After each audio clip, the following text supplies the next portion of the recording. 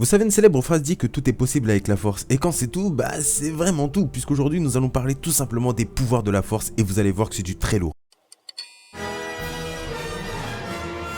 Alors dans cette vidéo, je vous propose de parler seulement de 5 pouvoirs parce que il y en a quand même un bon paquet et un star info ne suffirait pas. Donc si vous le voulez, je ferai une suite avec 5 autres pouvoirs et ainsi de suite jusqu'à qu'on touche au bout. Dans la force, le pouvoir de base qui sert à introduire la plupart des autres est la télékinésie qui permet par exemple de déplacer des objets. Attention, bien sûr, ce n'est pas facile pour faire ce genre de choses. Il faut déjà imaginer dans votre esprit l'objet se déplacer et surtout y croire pour qu'il se déplace ensuite réellement. Je prends un exemple récent, on a Rey de l'épisode 7 qui met un petit bout de temps à récupérer le sabre laser dans la neige puisqu'elle essaye de l'imaginer venir à elle pour ensuite que cette image de son esprit se réalise. Alors bien sûr, un contrôle excellent de la force est requis si vous voulez, je sais pas, jeter par exemple des gros rochers sur votre voisin qui arrête pas de vous faire chier le dimanche matin. Bref, voilà pour le résumé du pouvoir de base. Allez, on commence par le premier pouvoir, le sens de la force, qu'on a déjà aperçu plusieurs fois dans la saga des films sans y faire attention. C'est un pouvoir assez intéressant puisque grâce à ce dernier, le Jedi est tout simplement capable de ressentir toutes les émotions des êtres vivants comme les personnes, les animaux, les plantes et les arbres. C'est avec le sens de la force qu'on utilise la célèbre citation de tous les Jedi, « Je ressens une perturbation dans la force ». Je vous fais un exemple, Titon est détruite, Satil va le ressentir directement à cause d'une grande tristesse qui l'envahira. Mais la faculté la plus importante de ce pouvoir, c'est qu'il est capable de ressentir le côté obscur. On enchaîne ensuite avec la téléportation. Oui, vous avez bien entendu, la téléportation par la force qui permet à son utilisateur d'aller à un point A à un point B. Par contre, attention, je vous stoppe direct, on est très loin du déplacement instantané de Goku, puisque la téléportation fonctionne un peu comme la télékinésie. Vous imaginez dans votre esprit l'endroit de la pièce où vous souhaitez aller, et hop, grosse concentration, parce que oui, ce n'est pas un pouvoir qui court les rues quand même, et hop, vous apparaissez au point B désiré. Et ça, c'est quand même la classe, surtout pendant un combat. On passe ensuite par un pouvoir qui peut être très dangereux et que j'aime énormément, l'absorption de force, ou l'absorption d'énergie, ou pour faire plus court, le tutaminis. Et vous allez voir que ce pouvoir ne vous est pas totalement inconnu, puisque grâce au tutaminis, le Jedi ou le Sith est capable, comme son premier et son deuxième nom l'indiquent, absorber toute l'énergie ou la force autour de lui, pour qu'ensuite toute cette énergie soit renvoyée sur son adversaire. Je prends l'exemple de Yoda dans l'épisode 2, Dooku lui envoie une décharge d'éclairs sur lui, et c'est là que Yoda arrive à absorber les éclairs de Dooku pour ensuite lui renvoyer. Mais ce n'est pas tout, puisque grâce à ce pouvoir, vous pouvez arrêter tout ce qui peut vous menacer, comme par exemple des tirs de blaster ou même un sabre laser. Et bien sûr, c'est ce qu'a fait le grand maître Jedi Satil Shan contre Malgus en bloquant le sabre laser du Sith et en essayant même de renvoyer l'énergie directement dans le sabre laser pour désintégrer la lame. Franchement, Satil et Yoda sont vraiment incroyables. On part sur l'avant-dernier pouvoir, l'un des plus mortels, l'absorption de vie. Seulement avec le nom, tu sais que c'est un pouvoir fait pour les Sith. Et c'est vrai en plus, vous avez raison. Grâce à ce pouvoir, le Sith peut tout simplement drainer la vie de chaque être visé par le pouvoir en question, ce qui veut dire animaux, plantes, arbres, Jedi, Sith, etc. Par contre, le point faible de ce pouvoir, c'est qu'il n'est utilisable que sur une seule cible. Mais un pouvoir similaire existe, qui lui est 2 fois plus mortel, mais j'en parlerai dans un futur Star Info. On arrive avec le dernier pouvoir qui est moins dangereux, mais parfait pour un espion Sith ou Jedi, la dissimulation de force. Comme son nom l'indique, elle permet tout simplement de dissimuler la force en soi pour apparaître comme quelqu'un de normal. Et ça peut être extrêmement dangereux si l'utilisateur est un Sith. Je prends l'exemple le plus connu, Sheev Palpatine qui a utilisé ce pouvoir qui demande une maîtrise